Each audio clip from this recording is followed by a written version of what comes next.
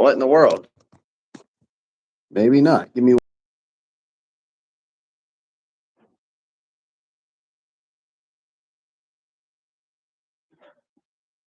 Maybe not. There we go. Now we are live. Welcome to Common Mansplaining. Ladies and gentlemen, welcome back. Welcome back to Common Mansplaining. Christian, how's it going? Excellent, as always. Awesome. We're just projecting the Han moon again. Yes. Han moon must be detected.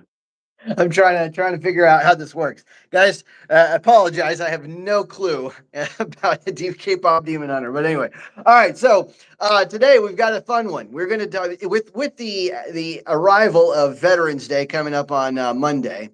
Today we're going to discuss the nature of the American military and why military might is so important to our way of life, why it's important to American hegemony, why it's important to our culture, why it's important to peace and prosperity of our nation, and why our civilization has lasted so long, and why we are doing so well.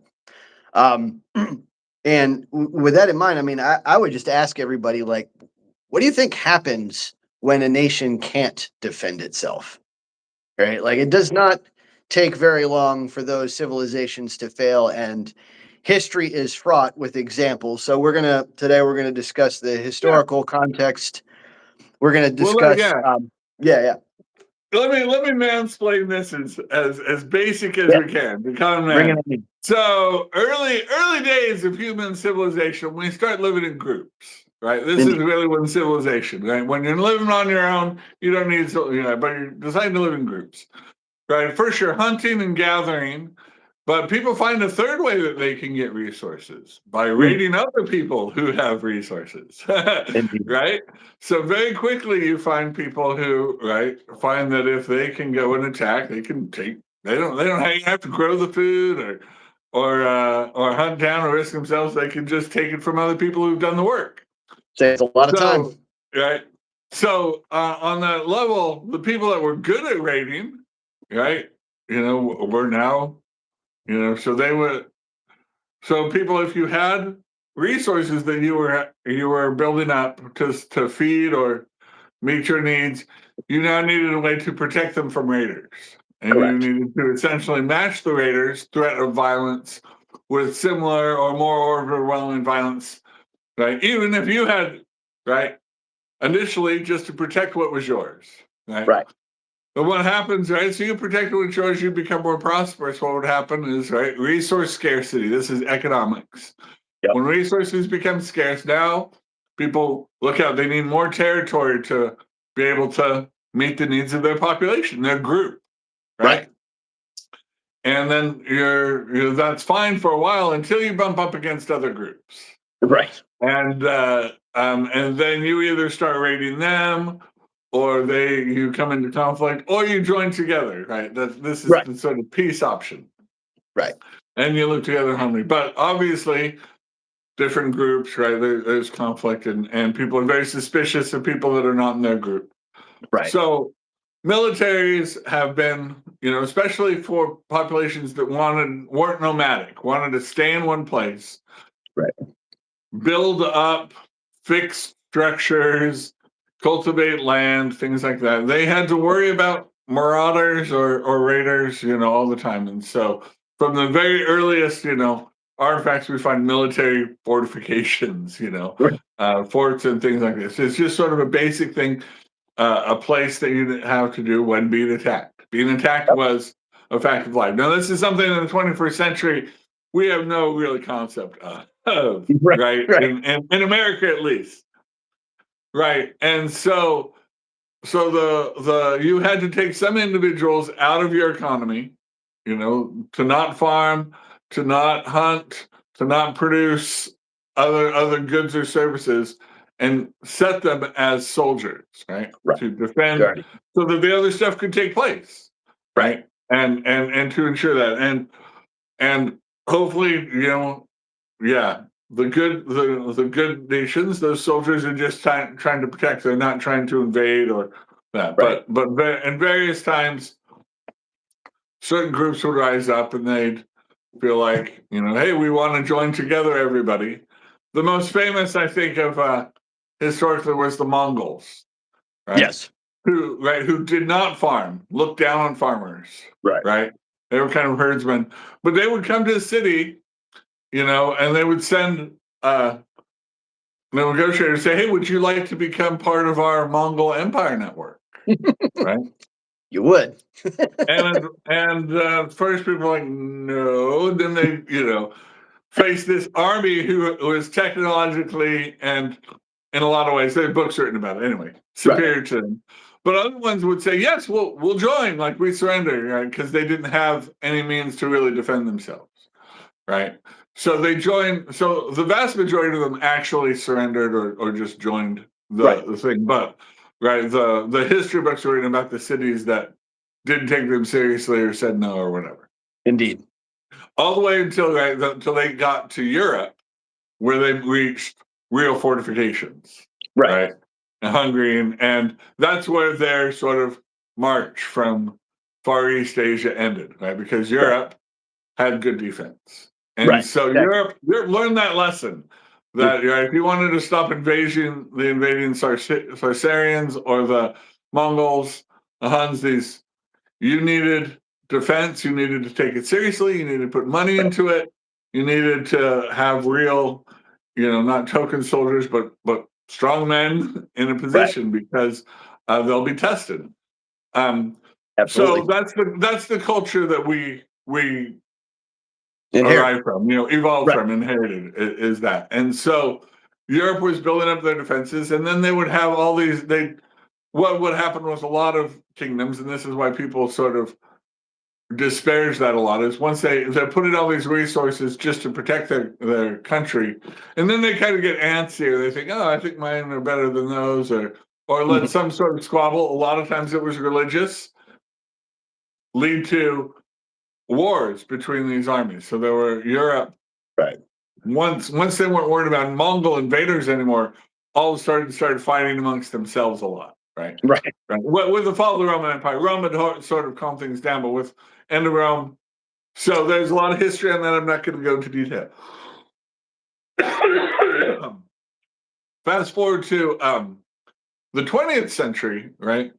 Really, that's when industrialized warfare comes. So everybody, there are lots of videos on YouTube I encourage you to watch about how various points one nation got a technological leap in warfare, right? An innovation that set them apart, and what a huge advantage that was, and how everybody would race to adopt and catch up to that. We were talking about like going from the first longbows that could pierce armor, that made old tactics obsolete. We can even go back further than that. The first battle formations that made certain things. Right. So strategies and stuff, but then technology. Then you have firearms, and cannons, gunpowder, and then ultimately, sort of industrialized, being able to build that on an industrial scale. That's what we saw in the 20th century. Finally taking this and up to a scale. And then we fought two great world wars, right? The second one, we have not fought a third one since 1945. Though some people call either the War on Terror the World War III, or some people call the Cold War the World War III. But as far, but to the scale that World War I and II were nothing like that, right?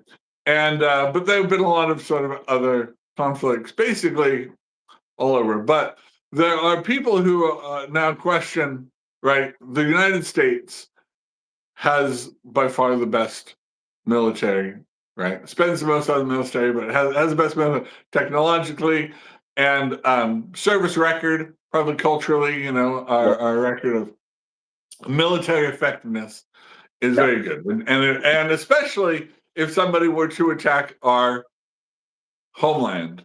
Officially, not through subterfuge or terrorism, but if a official military wanted to attack the United States, I fear that we would have a very overwhelming response. Right, we'd be prepared. Anyway, so because of that, No, and nobody out there is looking to do that. No, Right, of course, saying, yeah. right? There are terrorists that want to do terrorist acts, right, against the United States, but nobody's looking to do that. Has questioned like, why do we really need the fortresses, right? Are Right. these cultural relics that we just feel compelled to because of our European heritage and Right. culture? Do we still need to spend outrageous amounts of money on it? Which is like, I think we'll spend like 3% of GDP or something. But yeah, do Right. we still need to spend large quantities of money? Right. These are the questions that often arise. Yeah. And Yeah. so today, Mhm. what we'd like to do is take a shot at explaining why it's still desperately necessary, like why it's still not only like necessary but essential, like absolutely essential to the culture, to the society, to the civilization, to the empire that is America. Otherwise we're going to fall apart, and very, very quickly, right? And so toward that end, Christian talked a little bit about the historical aspects. I would like to just briefly cover like patterns, right, in history, Sure. right? And Yeah. that those patterns are: without sufficient forces to defend yourself against either an internal threat or an external threat, there has never, and I repeat, never been a nation to survive. Ever. There's never been a state, a kingdom, a tribe, never, without the ability to defend itself. And that like, you name it, like any Native American tribe in America, Mhm. the only way you make it without those things is like if you're so secluded that you just never come in contact with somebody else, right? Like if you're just like a nomadic tribe that like wanders around with like 23 people and a flock of sheep, and that's it, and nobody Yeah. finds you, then congratulations, you won the lottery. Nobody found you. But Well, if you're yeah. basically any group that has common interaction with with other humans, basically, you either need to be able to defend yourself, or you'll eventually you'll get either conquered or subjugated, or like any one of a number of ways where you would lose your sovereignty, essentially. All right. And that, I have one example that's jumped in yeah, my mind. give me a challenge, yeah. Portugal. Yeah, right. So And so, Portugal right, was a world power, right? They were relatively, very wealthy, right? right, And they had a big army, even though they weren't a large nation. right. But Even then bigger they nation. gave that up. They gave that Yeah, up. right, Went into a long series of decline, right, right? And nobody really takes them. They lost all their empire, all their influence. They're not trying to be a world player, but right. nobody wants to conquer them. Maybe because of Spain or whatever. So they've Yeah, sort not of anymore. retained their uh, yeah. But people are moving there now. A lot of Americans are moving there because it's got a Yeah, yeah, really nice sort of California climate, on yeah. the I see what you mean. ocean, and the real estate's really cheap and things like that. So yeah, that's a hot destination for Well, expats. you said it, that they were a world player, right? Portugal at one point in time, for those who are not familiar, Portugal was maybe the world power. Maybe they were actually possibly the number one world power going into the age of exploration. They had probably the biggest navy. It was at least Sea on power. par with the Spanish Armada and everything. So and now, how strong is Portugal? Yeah. Right, comparatively, and I'm not saying that Yeah, I'm it's not like when the saying. world event happens, nobody's saying, well, "What's Portugal feel about this thing?" Yeah, right, No, right. Well, nobody's asking that question. and that's the thing. Like, and I'm not saying that you will cease to exist as a Okay. nation, but you will cease to have any kind of ability to direct your own future. Right, you will Yeah, lose your yeah, own, their like. autonomy, or yeah. Right. Like, So and that isn't to say that Portugal can't have its own quiet little nation, and mhm, nobody's stopping them right now. But if we chose to, we could. Right. If yeah, America just tomorrow said, you know what, Portugal's ours. Just like Trump basically tries to do with yeah, Canada and Greenland and about yeah. any other place. Who would stop? No one would stop us. The People entire would be world would. unhappy about it, but it would happen. Yeah. Exactly. Portugal, Exactly. No. Portugal wouldn't stop it. Yeah. Right, exactly. And that is to say that please don't take that as us going to do Yes, that. no, we're not But yeah, inviting hostilities against the Portuguese. No. but that pattern holds throughout history, right? Like I mean, there are still places that still exist today, like Britain, exists today officially, right? Like the UK is still there, but they once were the world power. They were the premier power of the universe, and now they're a little bitty island. And then we still ask them for their opinion. Yeah, to be polite, right? Like we're just like they're very polite. We like to be polite to them, but other than that, it's like Well, and eh. even their history, like the last Saxon king, right, was invaded by the French, the Normans, and Exactly. they weren't able to defend it, and they lost. Right, the Anglo-Saxon culture gone.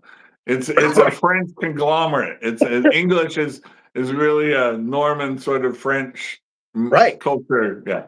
Right, yeah, and that's for every nation. That's the Mongolian Empire, that's the Greek Empire, that's the Roman Empire, that's the Byzantine Empire, that's the like on and on and on. All these empires just they either had the ability to defend themselves or they crumbled. And eventually that crumbling, it can turn into many different things. It doesn't always mean that you cease to exist, but they are no longer able to dictate their own agency. They're no longer able to weave their own future based on the fact that they're able to protect themselves. America can, so far, knock on wood, and we'd like to keep it that way. Like people don't really appreciate just how truly blessed we are to live in America. For those of you who do, and that isn't to say that people who don't live in America aren't blessed in certain ways, but boy, it is nice that I get to wake up every morning and I don't worry about any other nation on earth.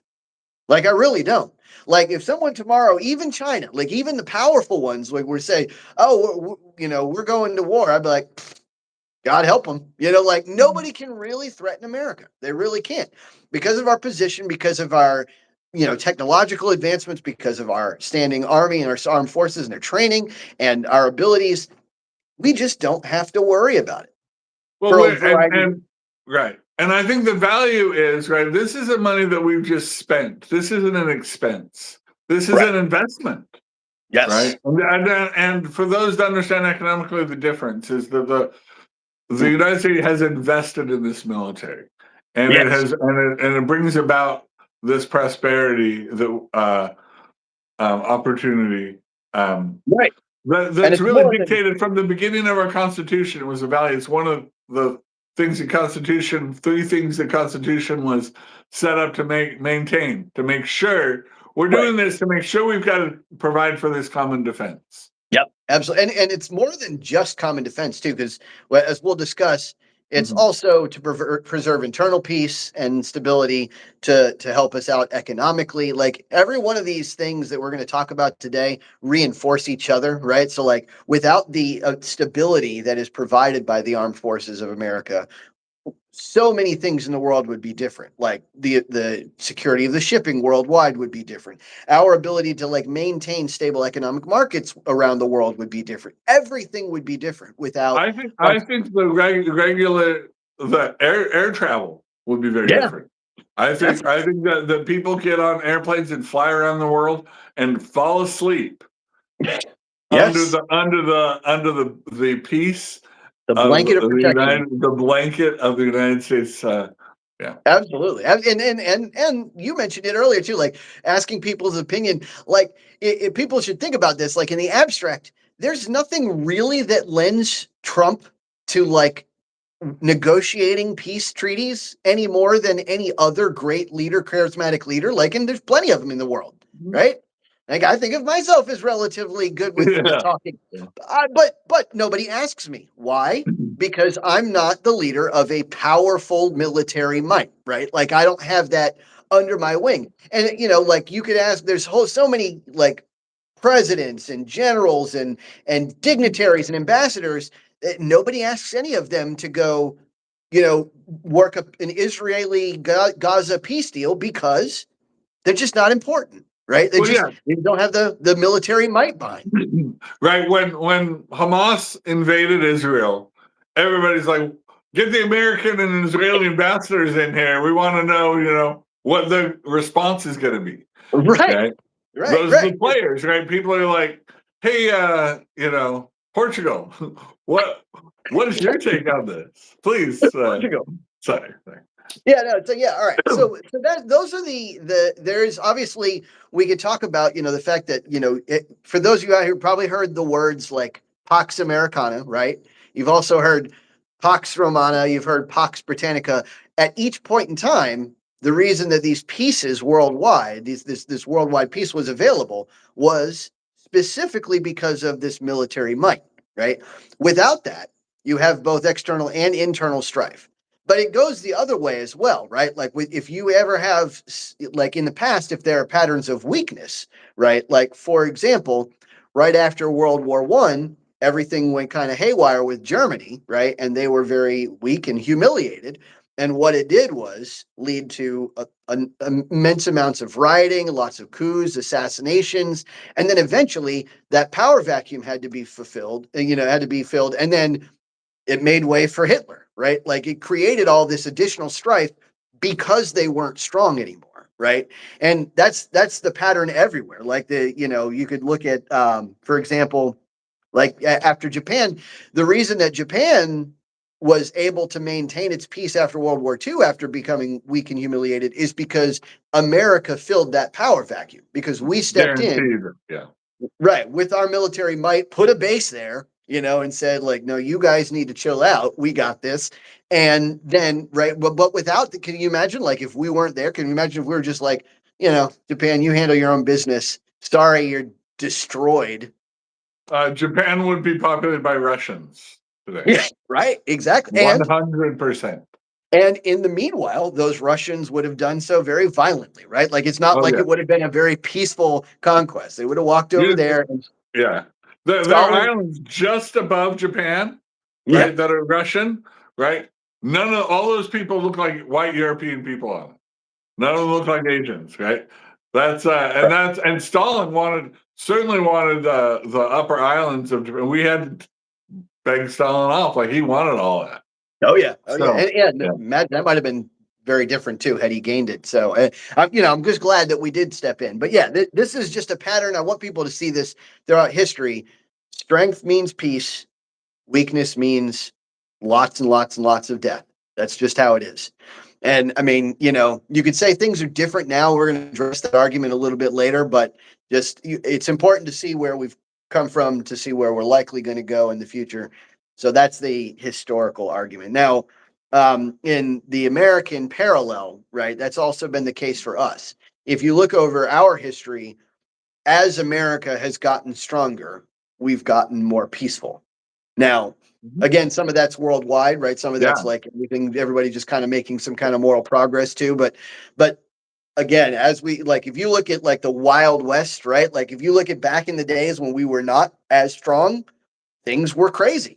And we had less ability to manage the peace both inside and outside of our nation, right? We couldn't when choose people the question wars. your strength, you have to prove it lots of times. Now nobody questions our strength. Yeah, exactly.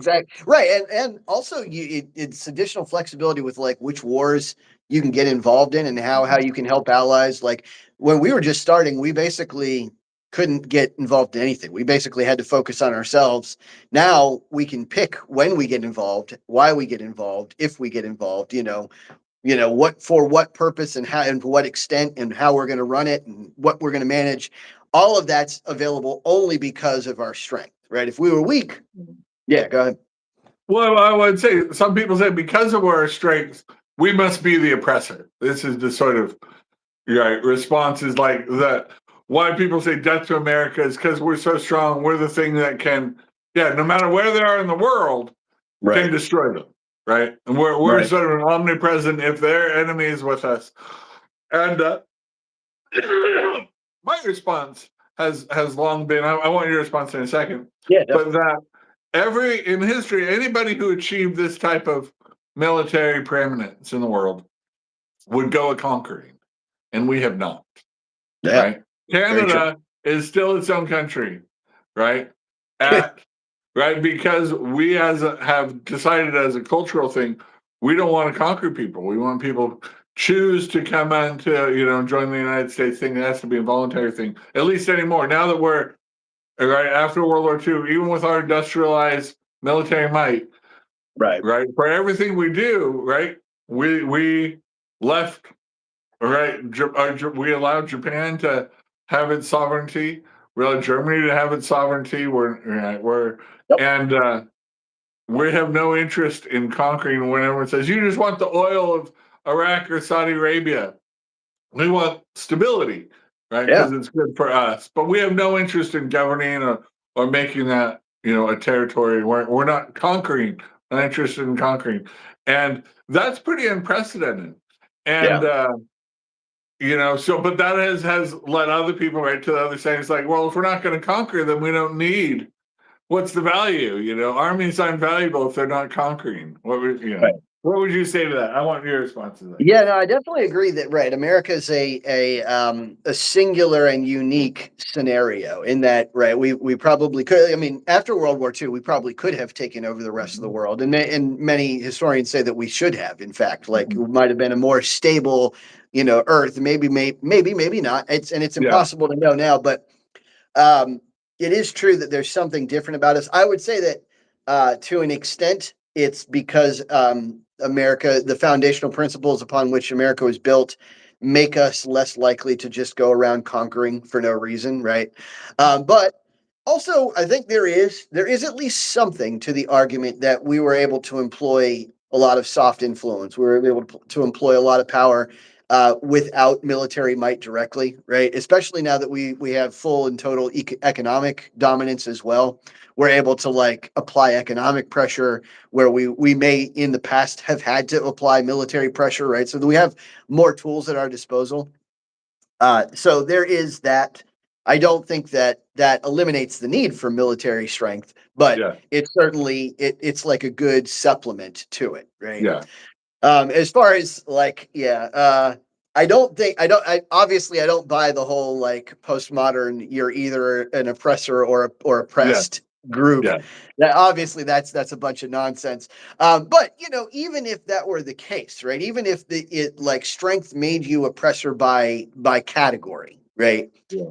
It still wouldn't change the need for the strength, right? Like it's kind of weird. It might even amplify it, right? Like if you're truly an oppressor, right? Obviously, we haven't gone around conquering people like that. We are still very interventionist and do our little CIA regime changing everywhere we want. Oh yeah, we have interests. We have international interests, yes, but Right. But even if that were the case, then it would almost be a self-defeating argument. It'd almost be like, well, if we're an oppressor, we might as well embrace it and conquer everybody. That doesn't make any sense, right? Like it seems like that's the last thing that they would want, Yeah. Well, we want countries that will be friendly to us. We want them to still be their own country, be friendly to us. When we find them being hostile to us, and it's a combination like Iraq, when they're hostile to us and they have access to wealth, like real money, like Iraq's oil, then we have to take them seriously. And we don't want to rule Iraq. We want Iraq just to be at peace with us. But a nation with real money that wants to be an enemy to us, we're gonna want to affect regime change. And once they're no longer an enemy to us, then we're fine. We don't need to govern it or dominate or right. Iraq is a great example. We'll leave and let them do that as long as they can sort themselves out, as long as they're not coming at America. Right. Yeah, absolutely. And so there's speaking of the fact that America is different, morally, I guess, and philosophically. I should mention that there's like a baseline to our Constitution that we just baseline. We protect life. That's just how it goes. Now, in the past, I would say that many militaries were formed specifically with the goal of conquering in mind, right? Like they're formed because a king was greedy, or because we knew that we wanted to get this outpost or this strategic place or this resource, like we wanted access to this mine or something, or we wanted this mountain line to defend.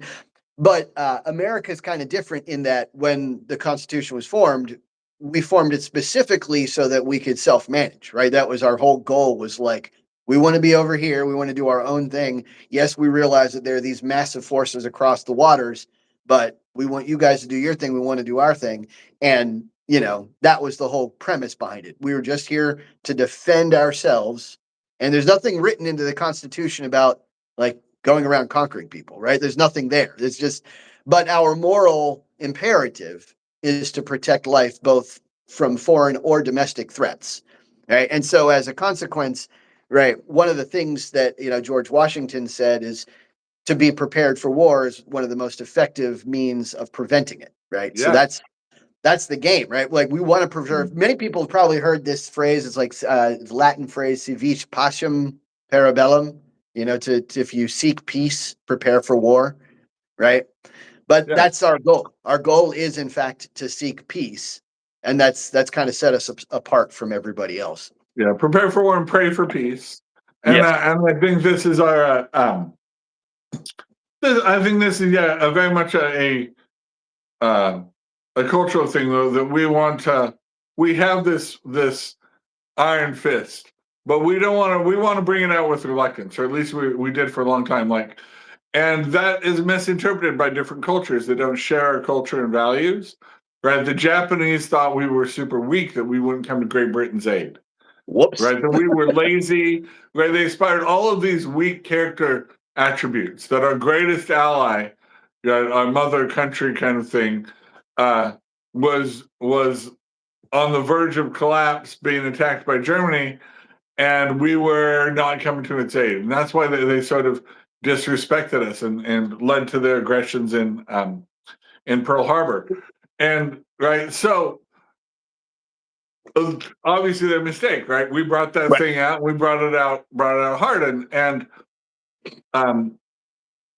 after the victory of the First World War, we still had to fight hard wars in Korea and Vietnam and other places. Sure. But Europe and other places became very open to American culture in a way that they weren't before. They were American goods or American agricultural, food or things they buy. But right. So now, like popular music, movies, things like that, were very, very welcome and appreciated by Europe, right? Because they'd seen we were the good guys who had saved them, right? Our hard power had won us a lot of goodwill.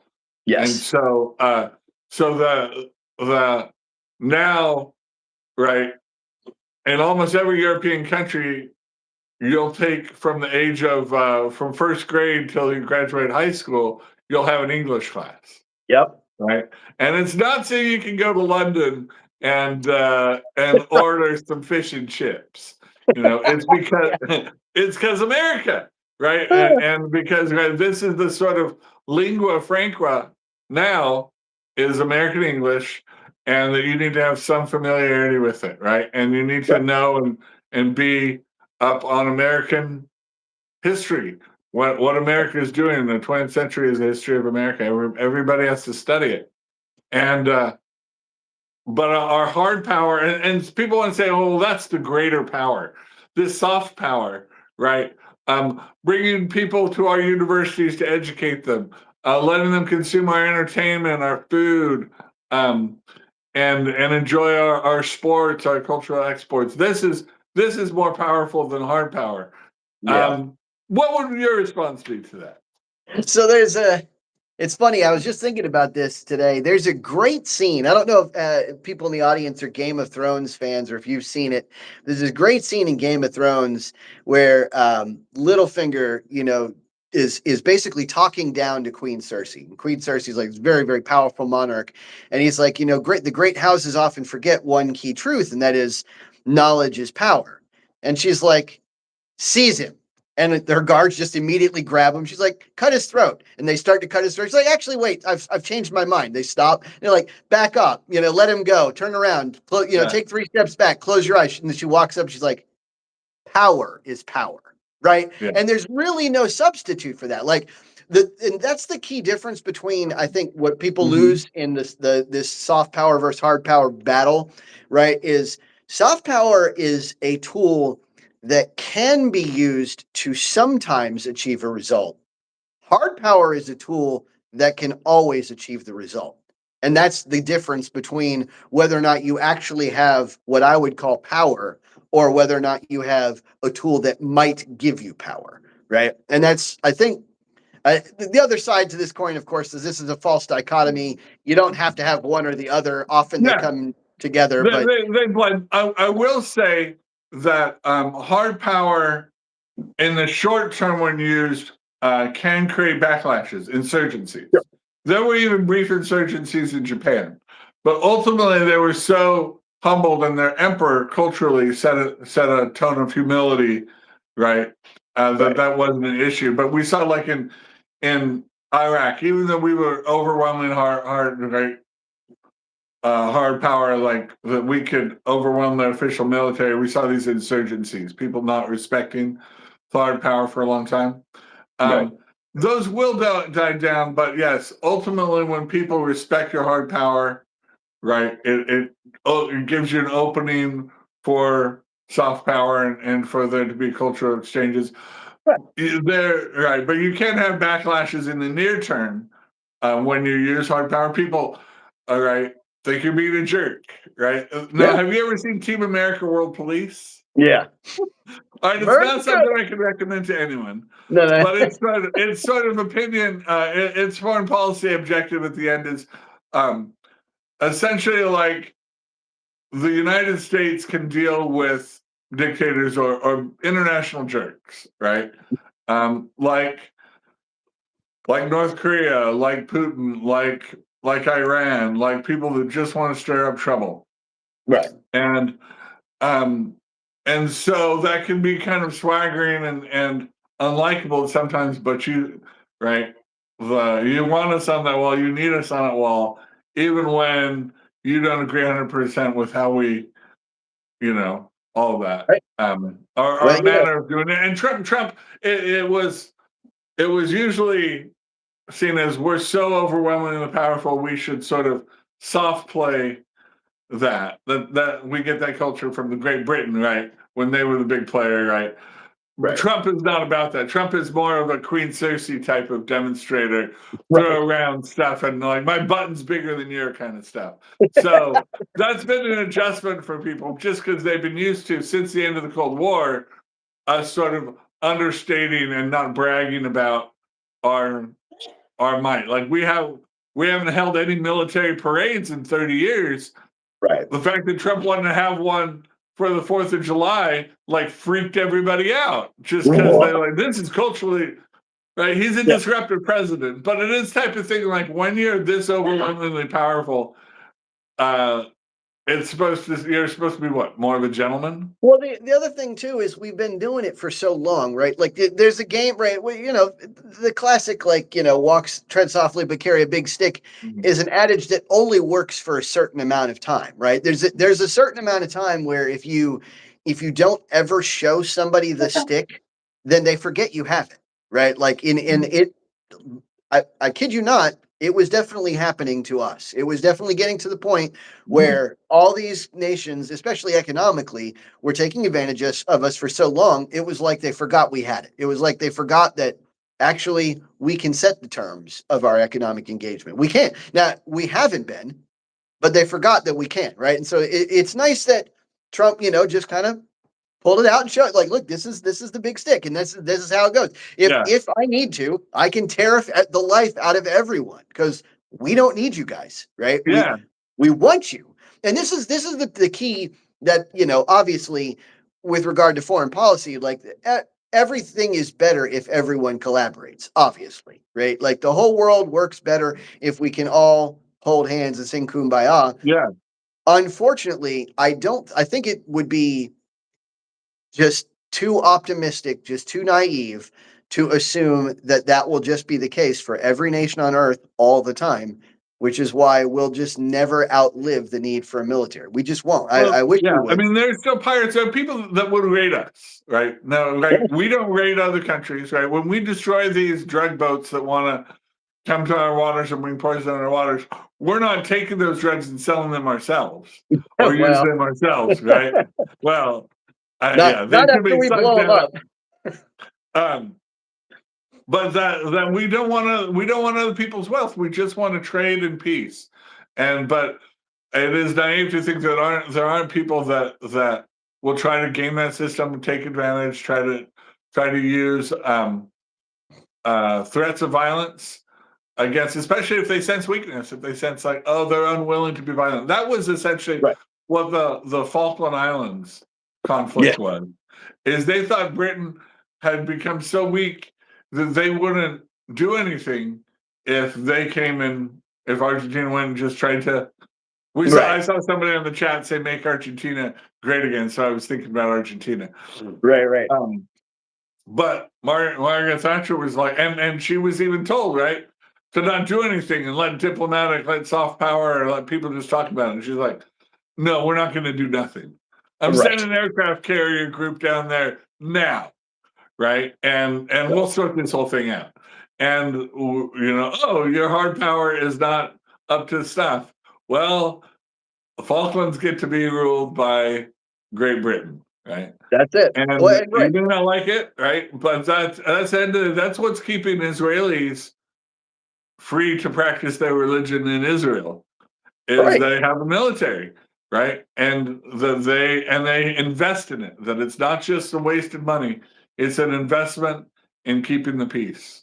Right. And it's like you said, I mean, just because people forget that just because, there's a power disparity, that doesn't mean that you can't be attacked by the pirates, right? Like, obviously October 7th was a glaring example of obviously Israel's more powerful than Gaza, but they still got stung, right? Because they had relaxed their vigilance, right? And they had trusted a little bit in the goodwill of the neighbor. Unfortunately, every now and then you have to bring out the stick. And unfortunately, Israel's now bringing out a very large stick and is going to hit him with it for a while, because that's just the game, right? But unfortunately, thankfully, America hasn't had to really do it militarily for quite some time, thankfully. And I hope that it, stays that way. I pray that it does.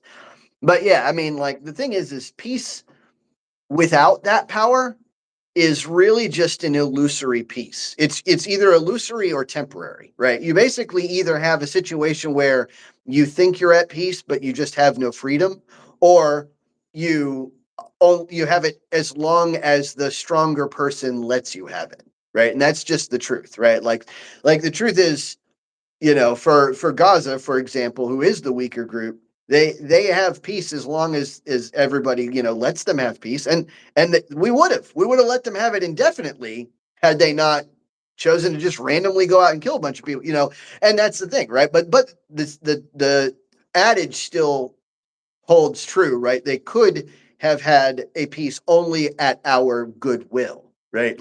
And had they been stronger than us, it would have been their will that determined the peace, not ours, right? Whoever has that strength is the person that actually gets to determine the terms of the engagement, right? And that's basically the case. And you know what? It's not just this too. One of the other things I want to talk about is there's just all this extra utility that comes from this too. Like, for example, technology. Technology is huge, right? Like, how much we get from defense spending that leads to our just better way of life altogether. Like, it doesn't even have to be related to the military. Like, we have GPS, we have radar, we have all this communication equipment, a lot of our social media stuff, like internet, essentially came from defense spending contracts. Like, a lot of this stuff that we have today that you could probably can't even look around your room without just picking out an item that at one point in time was developed because of defense spending. Like, it's just almost impossible. Investment.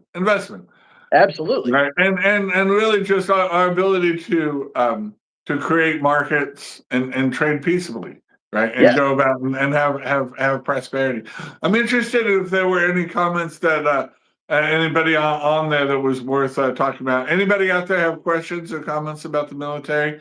Anybody who's active service is a veteran that has been informed by their service. Now, Eddie, you served, and so and in the Navy, right? And so naval power is generally in peacetime seen as the most essential, the most impactful, right? Obviously, if we're invading a country or something, then we need air power and armies. Yeah, it's the most essential, and it's the most essential at all times. All times. Well, I will say there is a new power that's being developed that will be more essential, but at the moment, it's the most essential. I would say that the cislunar battlefield will become more important, right? Like throughout history, like the higher ground has always been, the position of of merit, the position of strength, and Navy is essentially like a higher ground, even though it's not. I mean, it becomes a higher ground because of the positions, right? Because if you can control all it, like our navies can strike any square inch on Earth, right? Like we don't even need an aircraft to do that. We can we have ships positioned all throughout the world where if we wanted Well, to. as long as we don't get involved in the land war in Asia, which Oh, is an extraordinarily bad idea. yeah, well, we no longer have to. That's the thing. Based on our Yeah. there was a point in time, like a couple of decades ago, where we, some parts of the Himalayas we couldn't reach because of it. But now, yeah, now Yeah. easily we can hit. If we wanted to hit a sheep on the top of Mount Everest, we could hit a sheep. On the Right. And but and that should so all right, here's my other argument then. So with this, right now we can hit a drug boat in the Gulf of America, coming through the Gulf of obviously, America. We can sit here in our beautiful Gulf of America and pick off drug boats right? that are coming here. Anywhere we can use drones, we got a button that can eliminate our enemies. Right. Shouldn't this be a force for peace? Shouldn't why are people still? Is this just the last few bucks of a horse that's about to break? Right? Mm, Are people going to finally get the message like we can't fight America and win? Right? yeah. Let's just try to learn peace. What if, right? I would say that in a lot of ways, right? Because Iraq, right, and parts of the Middle East are trying to get along with us, Yeah. but China seems to be more agitating and building up their hard power. Now, China Sure. has used soft power as well with TikTok and other things. But this they want to at least be seen. Maybe it's a perception thing of having a hard power that needs to be considered. Um, is that something that I guess moving forward the rest of the century, uh, are they the What? only military that we really should be worried about or China's? concerned Yeah. about? Yeah, At the moment, although I mean, India could theoretically catch up in the yeah, next decade. In theory, I mean, both of those they're non-issues yet, but we have to. This is why we have to stay active in maintaining and our vigilance, and active in maintaining our technological advancement, active in maintaining our standing force and their training. One of the reasons that like you take Iraq, right? When we fought the Gulf War, Iraq was actually the fourth largest military in the world. Like they were nothing to scoff at, but they took losses like greater than 1,000 times ours because of our technological advancement, right? One of the things that people forget is that there's a huge cost to losing just a part of your strength, right? Like there's a thing called in the military called Lanchester's laws. I don't know if you've heard of this, but for those of you out there who haven't heard please. about it, it's basically like if all things are even, if you just have an even battlefield technologically speaking, right? Like in training and all the other constants, then just numbers alone are an exponential difference, right? So if you have twice the force, you actually have four times the military might, right? And this holds true historically, right? Throughout the history, just having twice as much numbers is four times. So that means the converse is true, right? If you lose half your numbers, you're diminishing yourself down to 25% of your power, right? So like people think that, oh, we're so far ahead of everybody. We're so far ahead of China, of India, of everybody. We don't need to worry about it. We can let it go. We can drop our expenditures from 3%, GDP down to 2% GDP. But people don't realize how much that depletes the overall power of our force. And people also don't understand how much that affects like let's say you're in engagement with China, God forbid, right? I never want to see it, but let's say we're in engagement with China, and with our current force matched up against China's current force, let's say China, we would overcome them with the loss of 10,000 troops, right? That's actually for a match against a near peer adversary. That's actually small losses, right? Like that would be a very effectively run campaign, very swift end to that war. But imagine just dropping our strength in half, and maybe we're still stronger than China, but that turns that 10,000 loss into like 300,000, right? Like it's outrageous how much that modest shift in power shifts the terms of an engagement just because, we let a little bit slide. And it seems like we don't have that here's another thing that I really want to get out. People don't notice these soft costs of war, right? It's kind of like when you drive a car and your car is depreciating in value, but you just don't notice it, right? Like when you drive somebody else's vehicle, the first thing you say is like, well, I'll just give you some money for gas, right? Like gas is the only expense you're actually running, but you're actually also running residual, wear and tear on tires, like brakes and stuff, all these other things. Your car is depreciating in value. You just don't see it, right? And so there's a similar soft cost to not keeping up the military, right? It may seem like you're saving all this money year after year by not putting money into it, but the next time you actually get engaged in a war, to crank up that military industrial complex again takes an outrageous amount of money. To see the difference in the loss of lives is enormous once you have let it go, right? But that preventative maintenance is actually a relatively small cost by comparison. So people lose sight. Yeah. Do you mind if I play a little devil's advocate for you? Yeah, please. All right.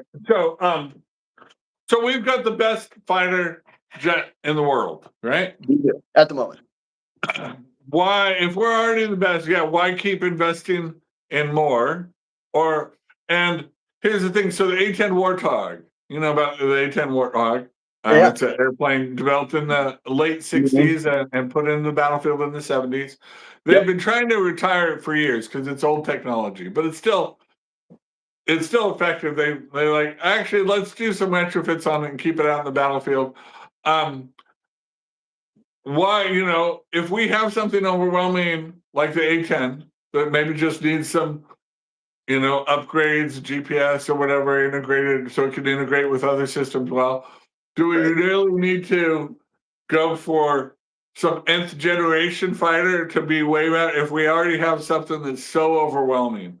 These are the debates that when it comes down that thinking people talk about. We definitely want a fighter jet, right? Even in the age of drones, this type of thing. Does a $500 million fighter jet need to be made, or do we just update our existing really good planes, right? You're talking about depreciated planes, maybe, put some new engines on them so they're more efficient, or give them some upgrades. Is that good enough, or do we really need the R&D of having the next big, sexy technological leap? Yeah, so the short answer is yes, you need to do both, really, is what you need to do, because there's value in still having like some F-35, some F-22s in our arsenal, especially because, that many of the military engagements don't require anymore. It's like you say, like, they're still perfectly sufficient for our needs, and there is still a cost associated with it. So if you could spend the lesser price and still accomplish the task without any problems at all, great. But China's not going to stop developing, right? And we're now on our 6th generation fighter, air superiority fighter, and so is China, right? They're right behind us. And but when I think of Chinese airplanes, I know that Chinese commercial aircraft are a joke compared to American and European commercial aircraft. What? Their militaries are not. Yeah. Okay. At least according to best estimates, according to what I've seen. Have we seen them tested at a high level? I think one of not the at a high level, right, that Russia did for a long time is they would use, they would fake stuff, like fake tanks or fake technology just to get people going, and one of the things they had this fighter jet they made, and it went really, really fast. And we assumed that it was this really sophisticated, that they were using lightweight, metals and all kinds of things to achieve this. They weren't. The thing was heavy as a tank. It was just pure power. It couldn't maneuver. It was really like ineffective. But them showing us this power, what we assumed on them, was driving us crazy. We really if we'd ever engaged that thing, we could have shot down so easy. But like our F-15s are so much better than almost anything else anybody has. I worry about and that China, says they're doing this. The big thing is for them to try to steal technology from the West, right? Yeah. Try to catch up. And they do.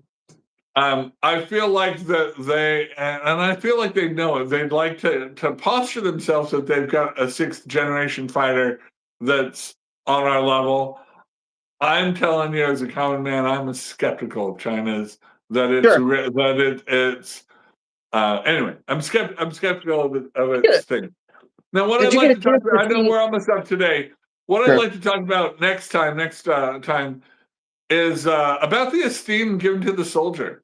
Right, this is one of the things, right, that we honor soldiers. Soldiers get a lot of respect here in the United States. I mean, they're homeless veterans. They're problems. It's not perfect. But if your culture stops valuing and respecting people that choose a military career or choose to serve as soldiers, right? Which is, I think, a big part of what Europe and NATO has had too, right? They by just having almost no budget, no investment in militaries, invested in their social services and sleeping under the blanket of American protection, that they've degraded this culture where people value the people that put their lives at risk and serve in this necessary war. So let's talk about that next time, because I think individual soldiers still matter, but it is. I think we agree that common man, that having a tech, being up with on par with or superior to any other technology you're going to face when fighting a military engagement is important to preserving life, so that we can have engagements where we have acceptable losses. And this is something for America, because wars are political, because we vote every 4 years. Unacceptable losses are going to result in electoral losses. Right. And so politicians that want to maintain their jobs are going to want to make sure that any engagements are done where we're preserving as much as possible American life, because our troops are well equipped, our technology is on point. Oh yeah, absolutely. And not only that, there's like constituents that rely on them, and I think there's 3 million people that are associated with it, at least directly or indirectly through some kind of defense contract, that are working on programs of various different people in the industry. I do want to just very briefly address. I got a question from Prissy, who said, "Can you tell us your view of the war in Ukraine, and is there an end when it comes to your view?" I hope so. I truly do. I think that we kind of bungled our way into this situation, but now that Trump's here, I think he will try to extricate us from it, and I hope he's successful. I mean, I think he's already laid some of the groundwork. I think he will continue that endeavor, and he's got a track record for successfully negotiating these peace agreements. So, with God willing. But anyway, there's can I make a comment on Ukraine really quick? Yeah, hit it. My take on Ukraine was, I feel like Putin thought he could win this war on military reputation alone. Well, yeah, right, and this is what we've seen, that the reputation is now you need to have real investment, and you need to have real strategy, real commanders. You need good people, because when especially when you fight a determined enemy that's on par with you, the Ukraine that has comparable technology, you don't have an overwhelming. Even when Russia had better air superiority, right, you will find your losses to be extreme, right? Like you were talking about. They Oh, yeah. would be unacceptable losses to us. Right. Russia, because they don't have free elections, Putin is not under risk of any type of electoral kickback because of these losses. Right. Is willing to endure this, right? But in fact, I think he may face worse ramifications if he doesn't continue and like actually yeah, get something for his. yeah, Yeah, I mean, I think you're right that he definitely expected to win this much faster. I think he didn't anticipate us actually like we effectively joined the war. We haven't in like actual troops, but we're basically running the whole thing for them. So like yeah, so I don't think he expected that, which was kind of yeah. odd. I think he should have expected that. That was a bad for someone so calculating because Putin is a smart guy. He's not dumb. He's just Yeah, kind of we had told them not to invade, and we made assurances to Ukraine's border that obviously we're not living up to, but we didn't want to abandon them. I think also, as far as the conflict in Ukraine, I think what Putin also sensed within Ukraine, and it's somewhat sort of seen as excuse me, he misjudged their willingness to fight, yeah. thinking that Well, they would not put up a fight. But he's not 100% wrong. There were still large populations within Ukraine that were not interested in fighting to save their country. right. Right. So yes and no to those. And we like right. And if Ukraine's going to have sovereignty, they're going to need more Ukrainians to step up. And this is why we honor them, put their lives at risk for their country and serve as soldiers. And hopefully through that they can achieve peace through strength. I hope It's so. the way forward. And that's honestly, and again, we come back to that peace through strength. That is if there's any leverage that Trump has, that's the leverage he's got. Ultimately, at the end of the day, he could say, look, both of y'all go sit in the corner and think about what you did, or America's going to join the war. And that might put an end to it. Might escalate things, but it also might put an end to it. I honestly think it would have been bad, but better than the way we did it, which was like this slow walking evade. But I'll always be upset about the way we managed this whole thing. But anyway, guys, you were fantastic.